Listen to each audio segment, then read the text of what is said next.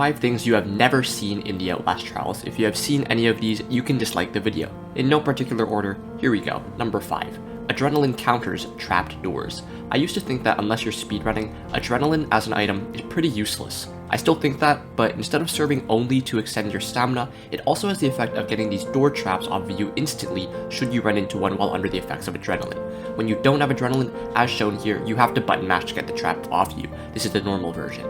Also, I recommend watching this guy's playthrough because he's pretty funny, and he supplied me with one of the only 2 YouTube clips out there showcasing this mechanic. I lost the other clip. I'll say now that I've watched probably 50 plus Outlast Trials playthroughs, conservative estimate, combined from both the police station and the mansion tutorial, and I didn't watch them because I wanted to make this video. I'm obsessed with the game. I transcribed the maps of the police station and of the first floor of the mansion. They are very beautiful environments. I made a ton of quiz questions based on this game and of the previous titles. Okay, sorry for the tangent. Number 4, the Skinnermen can pull you out from under a desk. So I lied in the title. Almost 60,000 people have watched this video, and guaranteed at least some of them have indeed seen the Skinnerman doing this. But in my dozens of playthroughs watched, this is the only clip I've seen of the Skinnerman pulling someone out from any hiding spot. So we can assume he can do this to you if you're not just under a desk, but also in a locker or in the trunk of a car, etc. He also seems to have placeholder voice lines stolen from the imposter. It sounds like the imposter's voice. Number 3, closing doors behind you while on the run. This here is the normal way people close doors behind them when being chased by an enemy. Run through the doorway, turn around, then close the door. For 99% of players, you should do this, and it works just fine, but compared to what you can do, it's inefficient. Look here, and you have to pay really close attention. I think there were at least 2 other clips of people using this strategy, inadvertently or intentionally. I couldn't bother finding them again. Part of the reason for that is you don't really get to see this technique on video that well, but you can see the effect afterwards. As the player passes out of the doorway, listen and you can hear the door clicking shut.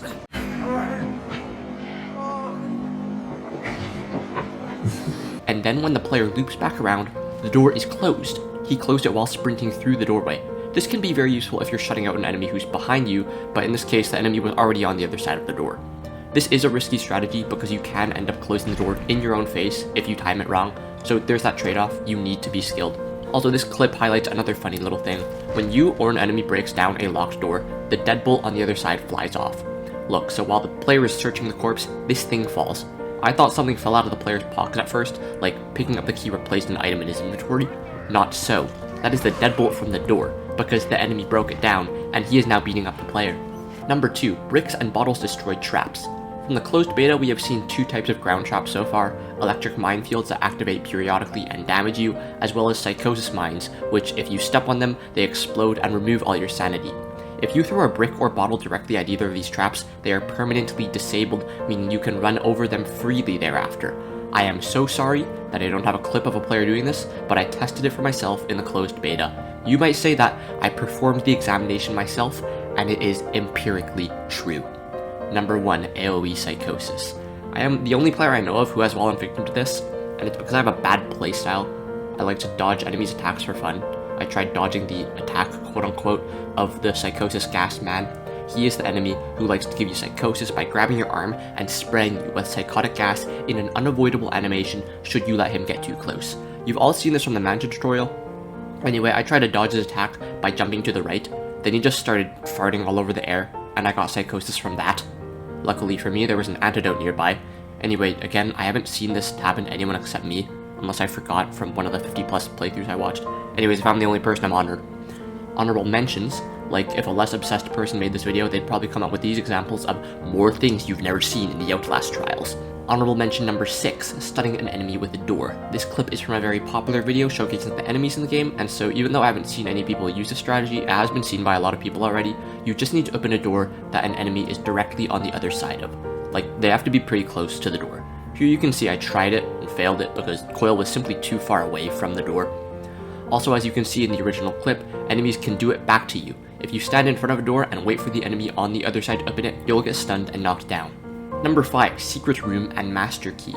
In the recent behind the scenes video, Red Barrels themselves show you that in every trial, there is a secret room that's accessed by pressing these Murkoff buttons on the wall, unlocking the nearby door to a room that has a lot of nice items inside. large medicines, large batteries, and most notably there will always be a master key, which unlocks every locked container instantly with no skill check, and the key is never consumed.